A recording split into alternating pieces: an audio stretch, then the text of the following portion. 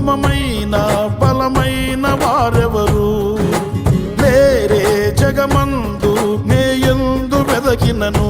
నీతి భాస్కరుడా నీ నీతి కిరణం ఈ లోకమంతా ఏలుచున్నదిగా. నీతి భాస్కరుడా నీ నీతి కిరణం ఈ లోకమంతా ఏలుచున్నదిగా. నా మదిలో నా మహారాజు నీవేనయ్యా, ఇహ పరమందు నన్నేలు తేజోమయ. నీ నామం కీర్తించి ఆరాధింతును, నీ నామం కీర్తించి ఆరాధింతును. నీకేగా నా స్తుతి మాలిక,